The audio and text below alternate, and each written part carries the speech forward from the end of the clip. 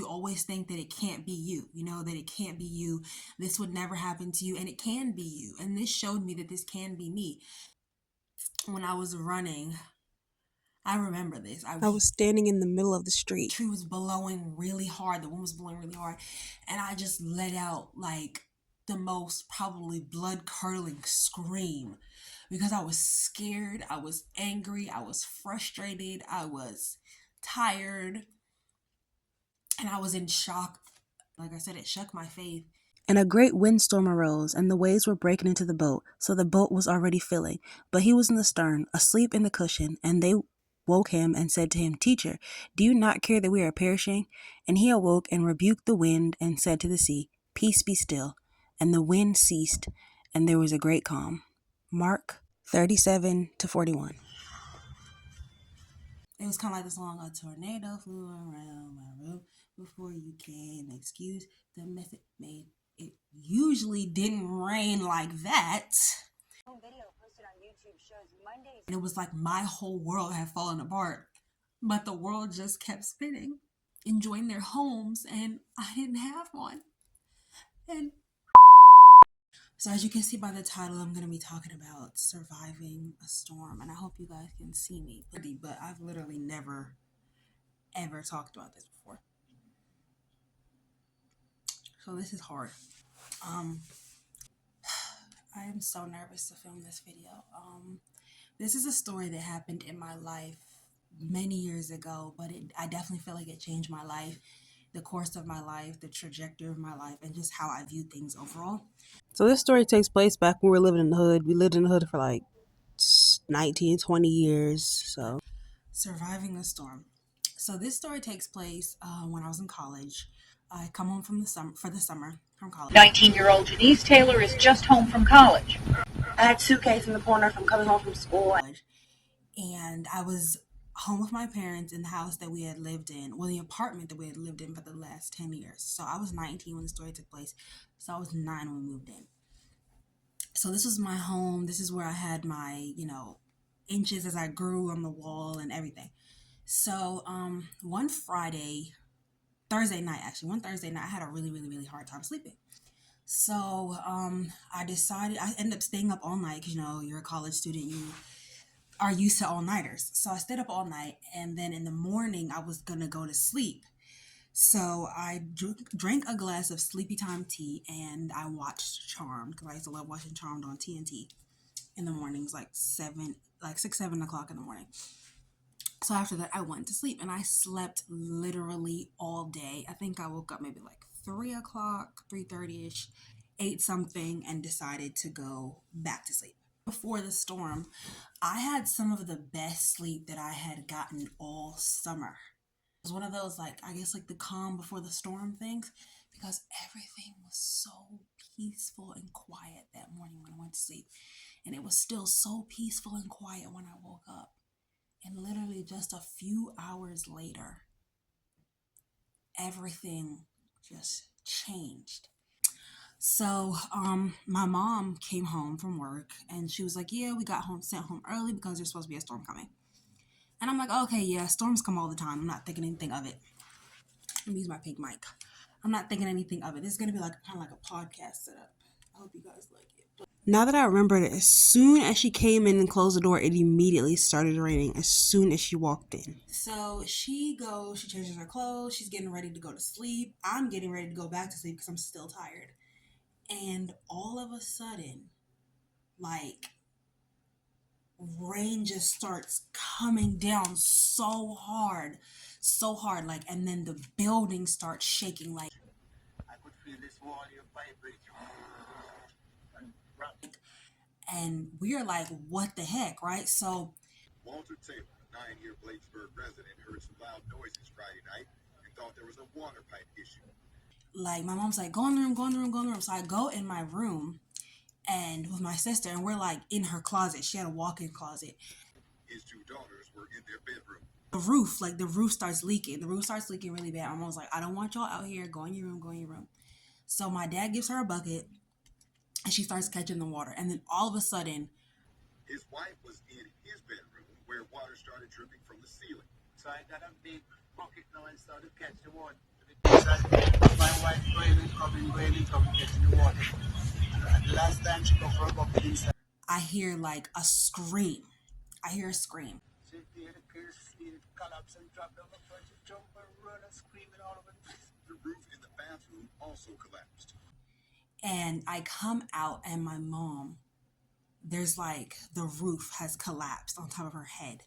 And it's a miracle, like she didn't die. It was mostly she got hit by water and like some debris and things like that, but it didn't like cover her. The roof fell on top of my mom's head. She could have died.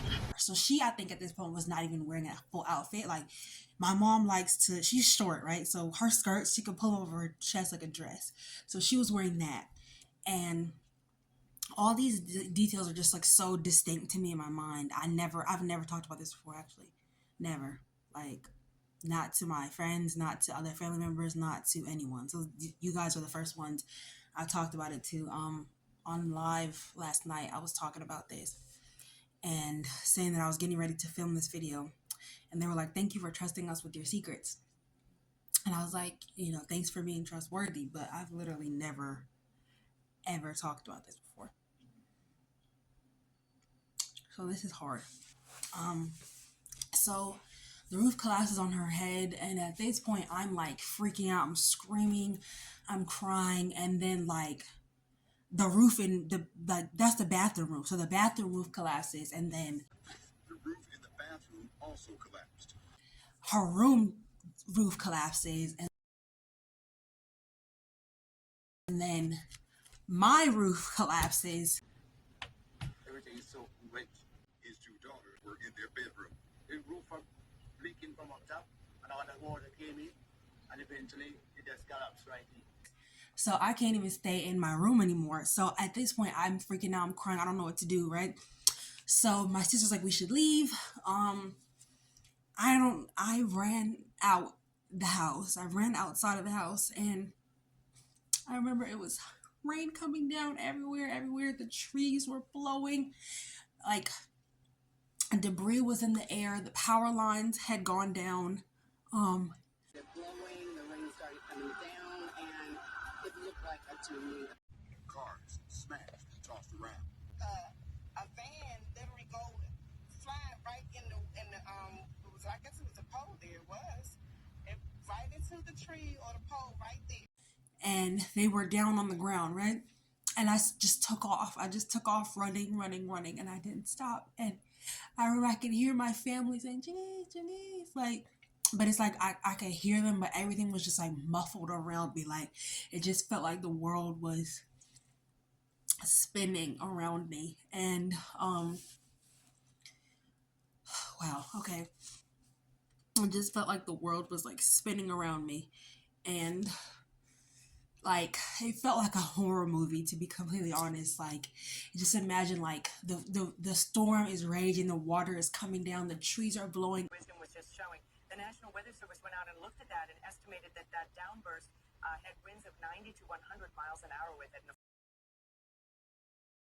Everywhere, storm power lines are down, and I'm running on the power lines with no shoes on. And it's a miracle I didn't get electrocuted. So thank God, so God was really with me at that time. And I'm running, and they're like, stop. I can hear it, but it's like I'm not processing to like listen to what they're saying. So I'm like running through the streets at this point, like no shoes, barefoot, storm coming down. And what I was wearing a red tank top and some navy blue sweatpants. And it's funny how those things can like stay with you. I need to get some tissue, but when I was running, I remember this. I remember I was under the tree, and the tree was blowing really hard. The wind was blowing really hard, and I just let out like the most probably blood curdling scream because I was scared, I was angry, I was frustrated, I was tired. And as I was running and I had stopped, I was in the middle of the street and I looked around and I saw all the damage around me and how what had been done to my neighborhood, and I just screamed. That's why I screamed. So I'm running through the streets, I'm running, and like at this point, I can kind of hear them when they're like, "You're gonna get electrocuted. You're gonna get electrocuted." And so I start like hopscotching over the power lines as I'm taking up off the road. And I hear my neighbor like, "Stop, stop, stop." So eventually, I'm like, okay. So I stop and she's like, "Come in my house, come in my house." And my sister comes in, and my mom comes in, and my dad stays in the apartment. So I'm worried about him. And as we're in there, like with her and her kids and her husband, like I'm watching the storm from the window. And I just had to stop. I ended up just sitting in there until the storm eventually passed, and walking back into my house to find all of the damage that was done. The roof collapsed and the water outside came inside. Most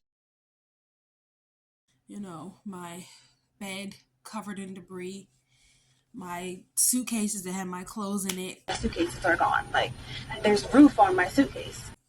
that I hadn't unpacked from college. Children, listen to your parents, because my dad was trying to convince me to unpack my clothes, and I wouldn't do it. I had some underwear in the bathroom that were clean and hung on the line, because my parents are Caribbean, so they teach you to wash your underwear when you get out of the shower, or when you're in the shower, wash your underwear. So I hanged them up on the clothesline, and those are completely ruined, so I don't have any underwear to put on. And I just cried. I just cried because I came home. I came back inside to at least just look inside, and everything I'd ever known was destroyed. a lot of their things were ruined after Friday night's vicious storm. The living room was okay, but my bedroom, my bathroom, my parents' bedroom, debris everywhere, dirt everywhere. A hole in the. I could see outside when I go. If I try to use the bathroom, I could see outside. And after that, it's kind like I remember some of the things that happened, but it was kind of a blur. I remember we got evacuated shortly after that from the apartment, and my dad decided They also say 21 structures are unsafe to live in. So dozens of families ended up in temporary shelter set up at Bladesburg High School. As we look at some video from Friday, a microburst did hit this area, and there were several roofs on several buildings blown off. Walls were knocked down, cars were tossed around, debris in large parts of roofs tossed more than 300 feet from buildings. The county says there were two Flew on top of that. And my other son said he saw the black car flip, which I think is that car right there, flipped around.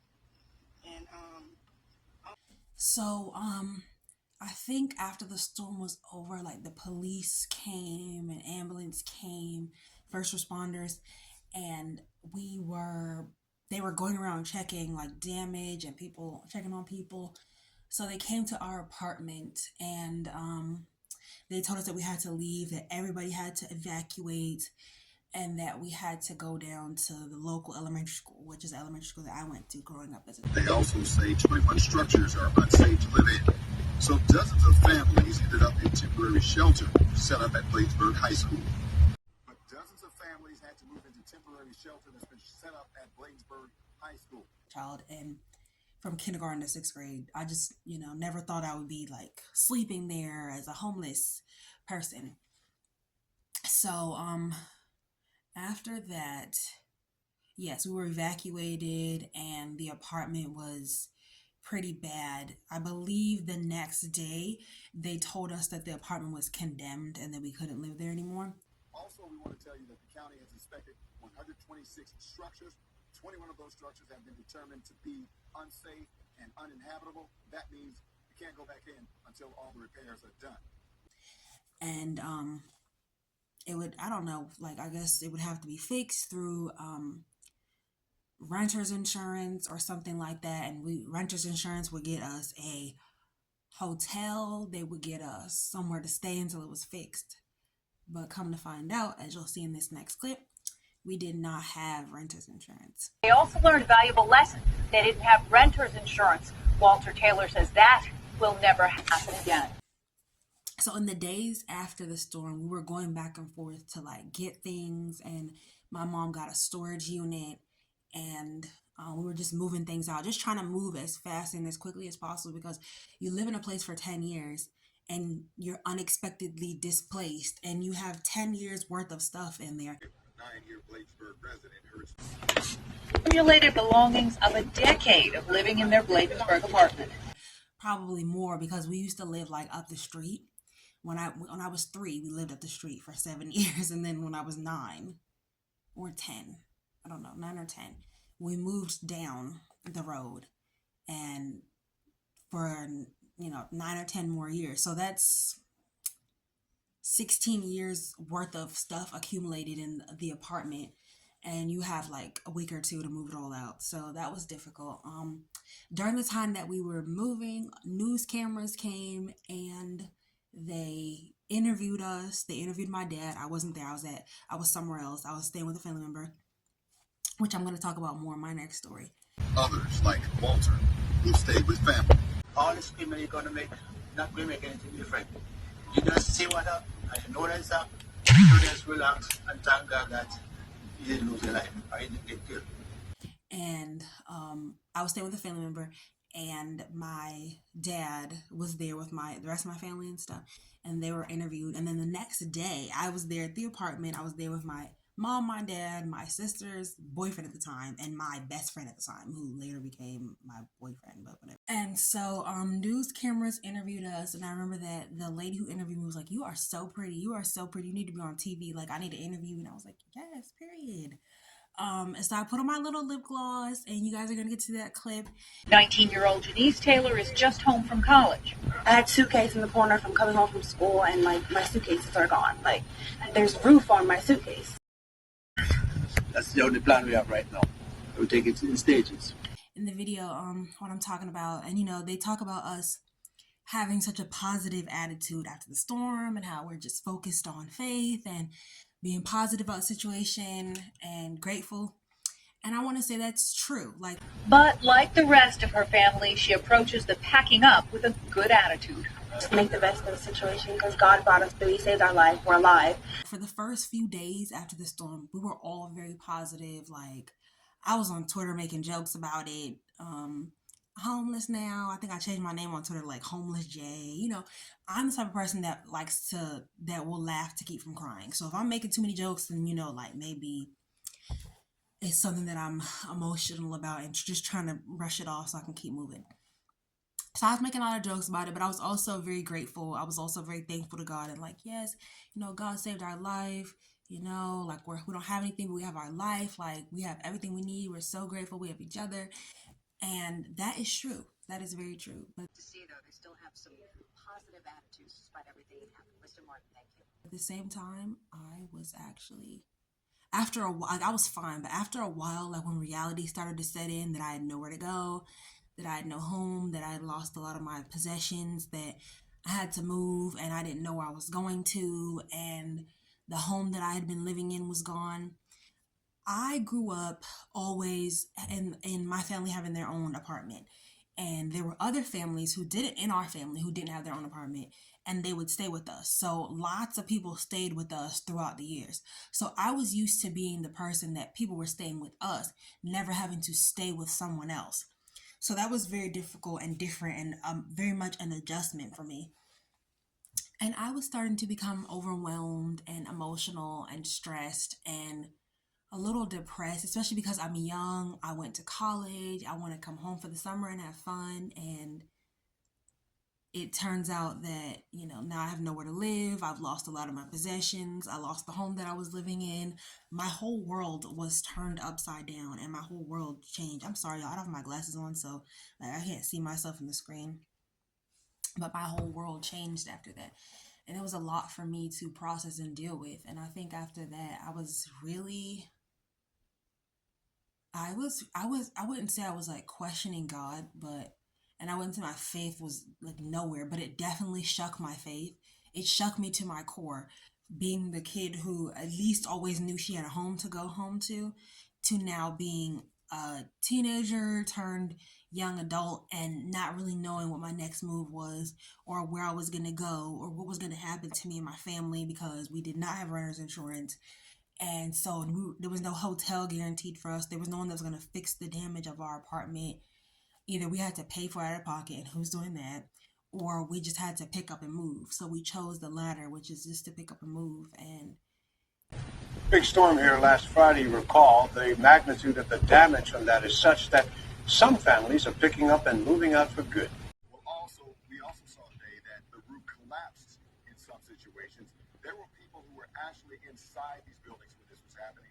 They were caught off guard by this. Tonight, we spoke to some of those people. it was a lot to pack up my life in 2 to 3 weeks with no notice.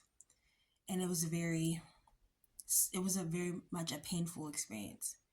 Like just thinking about just now it almost seems like a dream when I think about like running through the streets that day and just I think when I was running, I remember this. I remember I was underneath a tree and the tree was blowing really hard. The wind was blowing really hard. And I just let out like the most probably blood curdling scream because I was scared. I was angry. I was frustrated. I was tired. And I was in shock. I was in shock and disbelief of what was going on. And the roof was, falling down around me. So I thought it was best that I get out of the situation where a roof could kill me. I wasn't even thinking about like the storm outside killed me. And that's how you know I was young. I was 19 years old. My brain was not fully developed. And I just literally saw the roof crashing down around me and just took off. Like I just took off. Unlike a tornado, which is doing this, that storm wasn't rotating, but what happened right over Bladensburg is the entire storm collapsed and a huge rush of cold air came out of that storm like a brick. If I were to drop a brick in the weather center here, that's what that cold air was doing. And it accelerated, and the National Weather Service went out there on Saturday and said the wind was 90 to 100 miles per hour. So as it comes down, then it fans out, starts moving the cars, it's taking down the trees, and that wind can get even stronger. So it's shocking damage, but it's not tornado damage, but it's the same type of equivalent wind speed. But nonetheless, very scary for all of us. Oh, terrifying. And when I, eventually came back and I remember we had to evacuate. We just grabbed a few things, put it in backpacks. And I remember I didn't even have shoes. I didn't even have shoes. I think I was wearing like shower flip-flops. And did I have shoes? I forgot what I had on my feet, but I know I didn't have shoes. We went to, my brother came and picked us up from the school so they wouldn't have to be living in that environment with all those different people. The county is in the process of assessing the damage to see if it meets the criteria for a declaration of an emergency. If they're able to do that, then they will receive federal assistance as part of the recovery effort. Now, let me take you back to Friday, initially when this damage happened. And we went to Walmart and I bought some shoes, some flip-flops. And I wore those flip-flops the entire summer. I didn't have any of the shoes because everything else ended up getting destroyed, thrown away, packed up, lost, stolen. Like, with the move, people coming in and out, like squatters around and stuff. So those shoes, all my shoes were like, I couldn't find any of my shoes I couldn't wear any of my shoes for months because they were all just like places I couldn't find them. So I was wearing these army flip-flops for like 3 months. And I was in Walmart. I remember wearing that t-shirt and that tank top and those sweatpants. And I had my hair in extensions. So my leave out was completely like natural while my hair was my extension, my tracks was straight. So walking around in Walmart just like, what the heck, man, and I was really laughing to keep from crying and trying to just make things light. Like I still have a lot of my old tweets and just being positive. Like a lot of people were like so proud of me and congratulating me on how positive I was being on Twitter. Cause at first they thought I was joking, how I mentioned it. And then like, they talked to me more and they're like, anything you need. And I'm like, we're fine. We're just happy to be alive. Like everything's good. But emotionally, in the weeks after, it definitely took a huge toll on me. Like I said, it shook my faith and it changed my life and how I look at things, because you always think that it can't be you, that it can't be you. This would never happen to you, and it can be you. And this showed me that this can be me. I grew up thinking these things only happen on TV, but I grew up seeing these things happen to other people and never expecting them to happen to me. And then it happened to me. And the next day everything was normal. And in the next week everything was normal. And it was like my whole world had fallen apart. But the world just kept spinning. And everyone's life continued to go on. And people were living their lives and enjoying their summers and vacationing and enjoying their homes, and I didn't have one. And that was really hard for me to process. I think in the days and weeks after, it was hard for me to process the fact that like I felt like my life was falling apart, but life was going on around me for everyone else. You know, it made me feel, I don't know, maybe it's like small or insignificant. Like life was still continuing to go on while I was grieving the life that I had and the life that I planned and the home that I lived in and the space that I shared with my family. So that was very difficult for me to reconcile the fact that so my faith was definitely shaken because I didn't see it coming, and it actually happened on the Sabbath. And Sabbath, you know, in Adventist religion community is like the holy time, the holy day. And I just didn't expect that at all. And so That was the part that had me questioning God it afterwards. was kind of like the song, "A tornado flew around my room before you came. Excuse the mess it made. It usually didn't rain like that." The smell of mildew is strong, almost sickening.